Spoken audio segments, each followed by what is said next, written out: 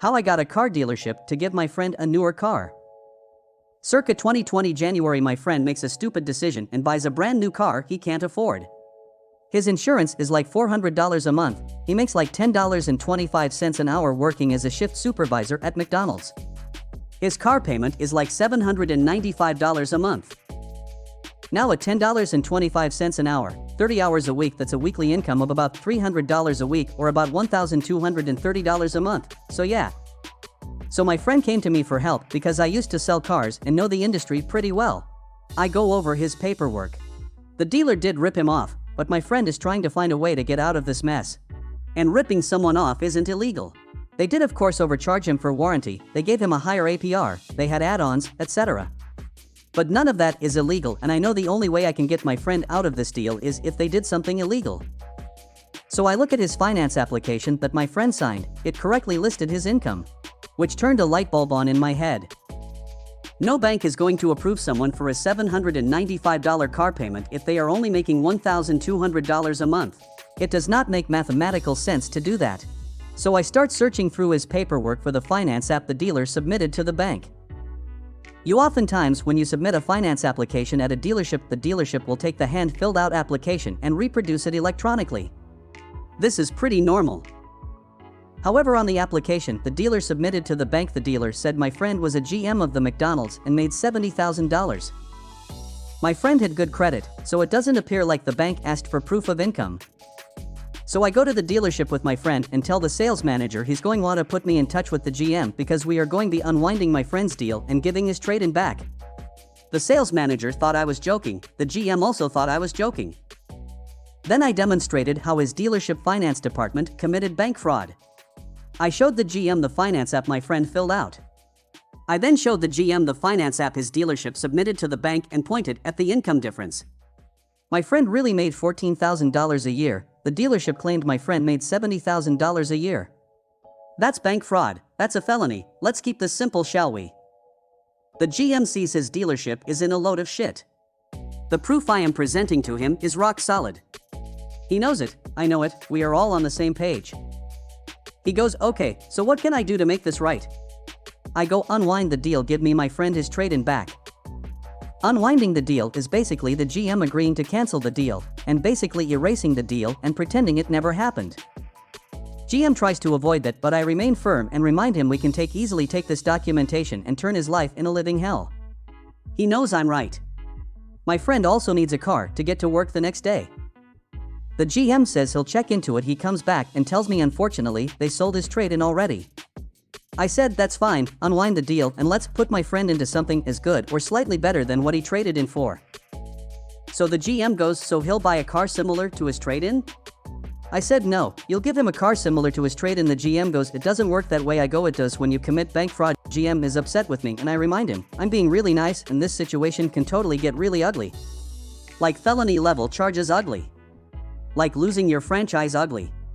So yeah, this is going hurt, but it's going hurt less my way. So the GM goes alright and he looks in his inventory and he tells me they have a 2007 Focus with 10k more miles.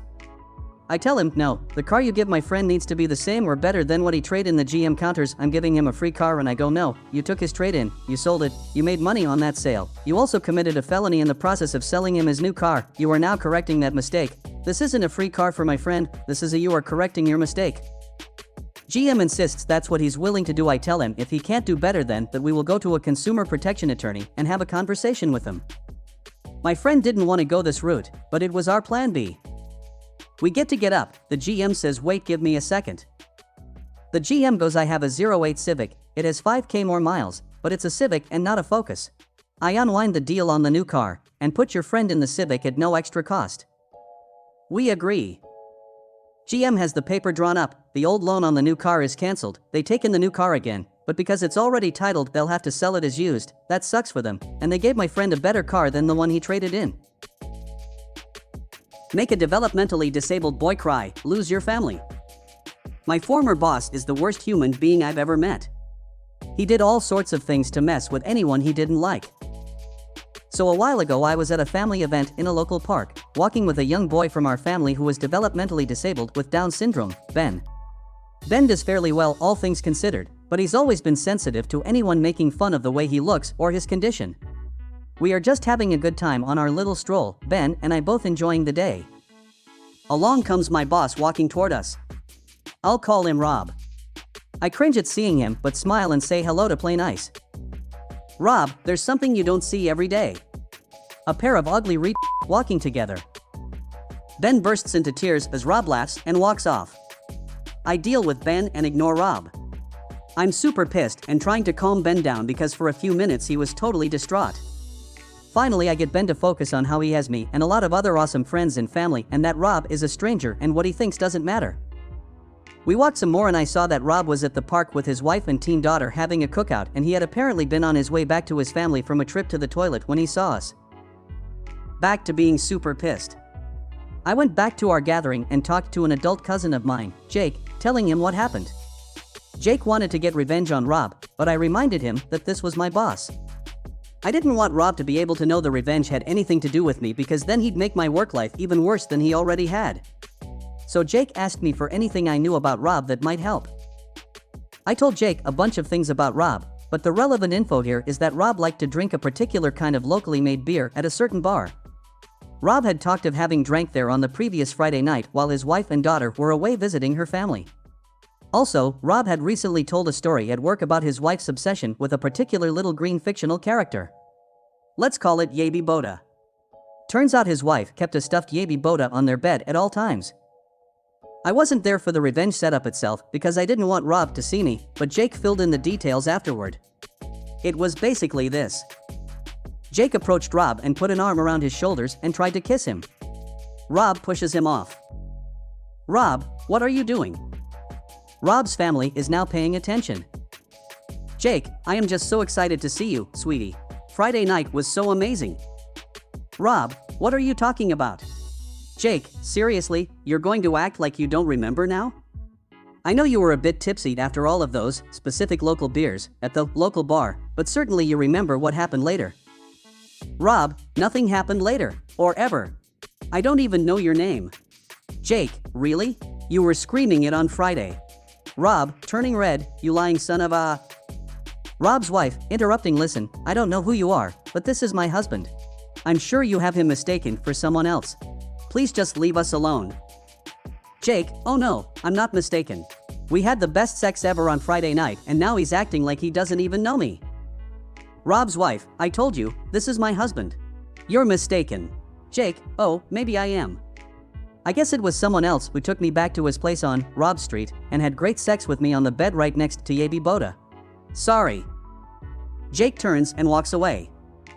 Rob's wife, oh my god, Rob, WTF is wrong with you? You're gay now. Really? Already long story made a bit shorter, Rob's wife wasn't real happy with him anyway and this was apparently the tipping point that made her file for divorce soon thereafter. Rob frequently complained at work in the following months about how he didn't care about his wife but really missed his daughter and how much it sucked to live in his new place compared to his old home. Every time he complained about his lack of a home life at work, I knew he did it to himself when he was mean to a developmentally disabled kid. The best part is he never figured out I was involved at all. I'll come back so long as Larry isn't there. Got permission to share this from my buddy who is a software engineer. Background. To give you some background on my friend Tim, made up name, he has been programming since he was like 7 years old. Tim said by the time he got to college he breezed through most of his comp sci classes because a lot of the content they were covering he had already mastered years prior. Tim is an excellent programmer. Tim's career has been quite successful. He's worked for Google, Facebook, Amazon, and finally a hedge fund. The story starts at the hedge fund. Tim works a lot with AI technology, and at this hedge fund he was the lead programmer manager who spearheaded an effort to optimize their AI that helped them complete literally millions of trades a day. To say his work had a massive impact was an understatement. All of this is going on with COVID-19 in the background. Due to COVID-19 they went to a work-from-home model, where my friend Tim kept working. During the work from home, Tim was looking around his fancy $4,500 NYC apartment and wished for things like a yard, a heated pool, a nice 3-car garage, and not living in a high-rise. It dawned on Tim that he could leave NYC. Tim moves to Michigan. So Tim moved back to his hometown in Michigan, where he bought himself a really nice home with a heated pool, a 3-car garage, a nice yard, and guess what the yard had in it? A mother-in-love suite, which was essentially a 2-bedroom, 1-bath second home on the property of his main home, which he turned into his man cave. It's actually pretty sick. Oh yeah, and his mortgage payment was far less than his $4.5K a month rent. Like half. Tim spent the rest of his COVID-19 work from home pounding out projects, etc. He never actually informed his employer on an official basis he moved, he just kept working. Then COVID-19 ended. COVID-19 is finally over, back to the office, or?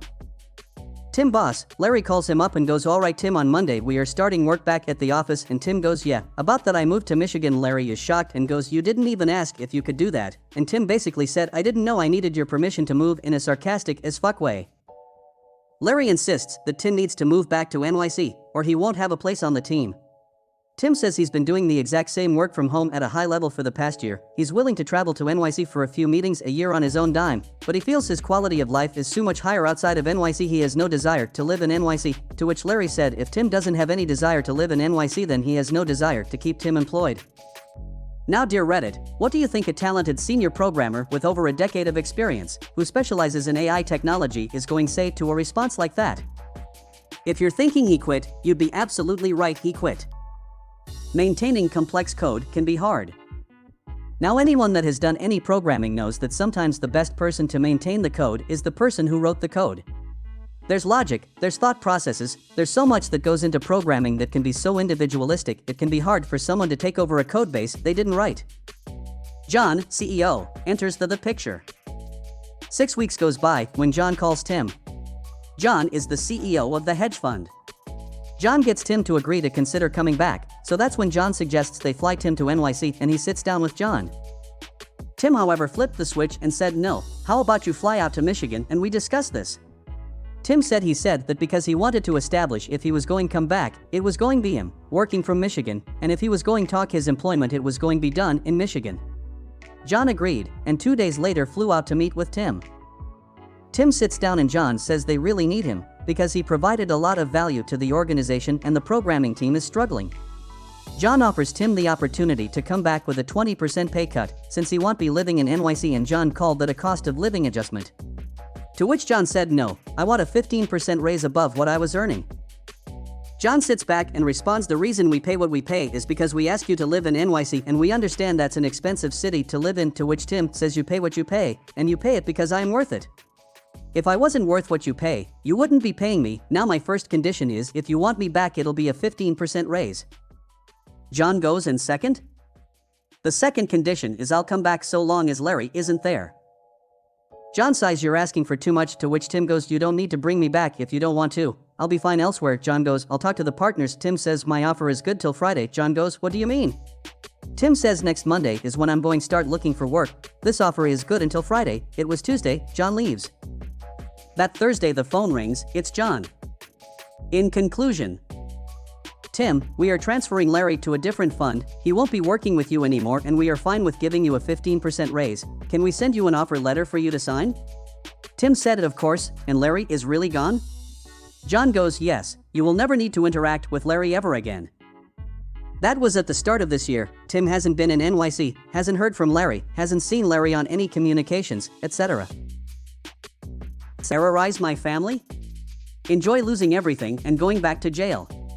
Myself and my wife had just had our second child and moved into a duplex in an amazing neighborhood, had its own playground even.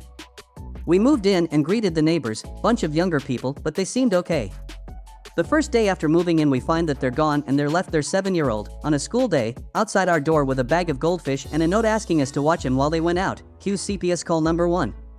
The neighbors and me got along really well. Old guy next door repaired bikes for a hobby, and the next door neighbor did woodworking and would always come over to see the kids and sent his grandkids over to play to. They warned us that our upstairs neighbors were trouble, constant traffic going in and out, and parties every single night. This was 110% the truth. It got to the point we couldn't sleep at night and we had multiple altercations, to the point it was full-blown yelling matches.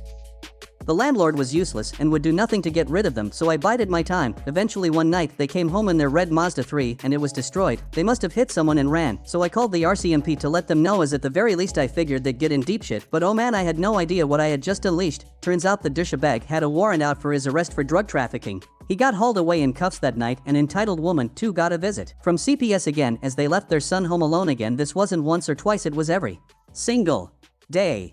So my wife went digging for names and found the mother on Facebook. Using public record searches we found out that they owed Easy Home nearly $48K in assets, as they had taken off from the original address with all of their furniture including TVs and a huge sound system. 48 hours later the sheriff was there with a box truck emptying their house.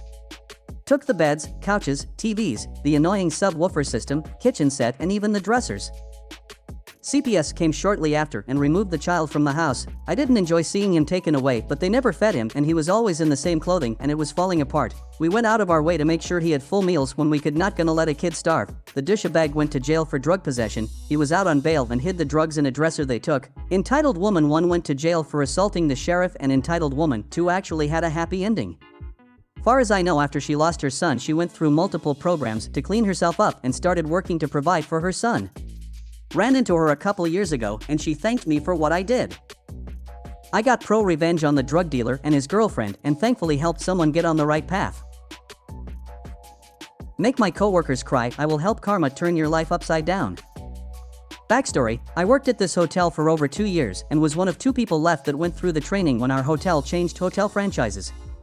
During this training we were told about certain rules the company had. Cast, manager, front desk manager. He only was here for 4 to 6 months at this point. Me, I am a nice guy unless you are a bully or entitled person. A few others I will mention as we go through. Story: one afternoon I was scheduled to work second shift 3 to 11. I walked in and both AM front desk coworkers looked like they had been massively crying as their makeup was smeared. My manager looking quite pissed. I ask, what's wrong? Manager: we have a major jerk as a guest. This guy is the highest level on the rewards for the hotel chain. He is very demanding and wants free upgrades, free this or that, and screams anytime he has an interaction with the staff. This guy has made every department call me complaining about him. Now this guy just came to the desk and screamed at these 2 coworkers until they both were crying. These 2 ladies were fresh high school graduates and were very sweet and innocent people. They loved helping people and didn't deserve this treatment. As he is explaining this, I look up this guy's room details. Once my manager finishes explaining everything this guy had done, I see this guy's info. I had a smile from ear to ear. I reply, didn't you see he is an employee of a different hotel? Manager: yes, but so what? I replied, first off, while you travel as an employee you are required to behave and be respectful. It is in the fine print on the discount form. I grabbed his form and showed it to the manager. Failure to be respectful can lead to having your employee discount suspended or permanently revoked, and even get you terminated. You need to call this guy's hotel and ask for the GM, then explain to him who you are and what this guy is doing. I look up the hotel phone number and call the hotel and then handed my manager the phone. Manager: after his call ends with the GM, he has an evil and satisfying smile on his face. His GM is steaming mad after I described all the stuff this guy has done. Main switchboard phone rings. I answered, hello, thank you for calling hotel name, how may I direct your call? Caller: I want to speak to entitled jerk's room please. I replied, absolutely sir, have a nice day. Transfer the call and looked at my manager and saying with a sarcastic tone, someone wanted to talk to entitled jerk, gee, I wonder who that could be. Manager continues, after he stopped laughing the GM gave me his personal cell phone number and said if I have any more issues at all to call him immediately. I am leaving the phone number next to the switchboard, if you need it call him. I told manager, your revenge is done, now for my revenge. Manager wide-eyed, oh crap, what are you going to do? Me smiling a very evil smile, you'll see. I pick up the phone to make a call. Hello, Hotel Rewards customer service. Yes, I would like to report someone using reward account while using employee discount on his stay. Customer service: he can't do that. I replied, I know, I am calling to report him. I gave her the guest reservation number and rewards member number. I continued, I bet anything if you dig through this guy's history you will find all his stays are probably at employee discount. Customer service: I am starting a ticket to have this guy's account investigated. I replied, thank you. Then hang up the phone. The manager watched as I then remove his rewards number from his stay. My manager had a huge grin on his face that was awesome. I explain, oh, I am not quite finished with him yet. It is time to go spread the news to all departments he is no longer a rewards member. I made a new key for his room without concierge access. I walked around to every department. As I explained why I was stopping by, everyone had the same reaction as soon as I mentioned the guy's name. Oh god, now what about this Aholi? I finished explaining how he was no longer a reward member, and if he gives anyone issues to call the front desk immediately, and his GM already probably tore him a new one just a minute ago. Everyone was so happy at this news. I finally went to the concierge room, used the guest new key to void his current key. Then I walked into the room and explained the information to the evening concierge. She cringed at the mention of his name, after explaining she would not have to deal with him again, and asked her to leave the morning person a note about this guy not allowed in the concierge room anymore. She was very happy. While I was gone, evidently the manager explained what we did to the 2 a.m. front desk ladies. The minute I got back to the desk, both my front desk coworkers all came up to me and gave me a huge hug and thanked me so many times. Manager to me after the other coworkers went home, do me a huge favor please. I replied, sure, what's up? Manager, if I ever piss you off, please come tell me so I can fix the issue. Later that night, entitled jerk comes to the desk, hat in hand, politely saying his key doesn't work. I replied, oh so sorry about that, let me make you a new key. In the best fake smile I can muster. Aftermath, next day I check his rewards account and it is now suspended. Check back next week, sorry, account number not found.